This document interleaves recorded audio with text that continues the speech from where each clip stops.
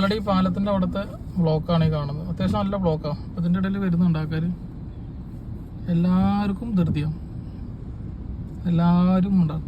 അപ്പുറത്ത് വരുന്ന വണ്ടി ബ്ലോക്കാക്കും, ഒരാകപ്പാടെ കൂടി ബ്ലോക്കാക്കും. നമ്മൾ ഈ വരി നിൽക്കുന്ന ആൾക്കാർ മണ്ടന്മാർ. എത്ര വണ്ടി റോങ് സൈഡ് കയറി വരുന്നത്. എന്നാണ് അപ്പോൾ നമ്മുടെ നാട്ടിലെ ആൾക്കാർ നേരം പോലെ വണ്ടി ഓടിക്കാൻ പഠിക്കുക? ഇല്ലടാ, നമുക്കാരും സ്ഥലം തരുന്നില്ലടാ. നോക്കി കാണാൻ കഴിഞ്ഞാൽ ബസ് പോണത് വേറെ, KSRTC പിന്നെ അവർ സ്ഥിരം അങ്ങനെ തന്നെയാന്ന് വെക്കാം. ബാക്കി എത്ര വണ്ടിക്കാരാ പോണത്. ഇവരവിടെ കയറി ഇടയിൽ കയറും, നമ്മൾ പിന്നെയും ബാക്കിലാവും. ഇതേ പോണടുത്ത് ഒരുത്തനാ പോയി. അപ്പുറത്തെ ഒരു കാറുകാരത് അതിൻ്റെ ഇടയിൽ നിന്ന് എടുത്തിട്ട് പോണം. ഇതേ വരുന്നു വേറെ ഒരുത്തന്മാർ.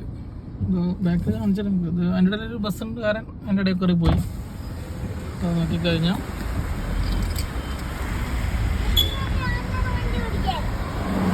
ഇതേ പോണ വേറെ എടുത്താൽ കണ്ടോ. ഇതൊക്കെയാണ് ബസ്. ഇത് അടുത്തടുത്തും വരുന്നത്. അപ്പോൾ നമ്മൾ വട്ടം കയറി വട്ടം ബ്ലോക്ക് വെക്കേണ്ട അവസ്ഥ. ഇപ്പം ഇത് കണ്ടപ്പോൾ 2 വരി എന്നുള്ളത് മൊത്തം 3 വരിയായി. എന്തപ്പത് എല്ലാവർക്കും കയറിപ്പോ. നമ്മൾ പിന്നെ ഇതിനിടയിൽ കൂടെ നമ്മളും കയറി പോകേണ്ടി വരും. ഇങ്ങനെയാണെങ്കിൽ ഒരു മര്യാദ ഇല്ല. ഇത് വരിയിൽ നിൽക്കണവനെ കൂടി മടുപ്പിക്കുന്ന ഏർപ്പാടാണ് ഈ കാണിക്കുന്നത്. ഇവിടെ നോക്കുക എന്തൊക്കെയാ ഇവിടെ സംഭവിക്കണേ കേരളത്തിൽ.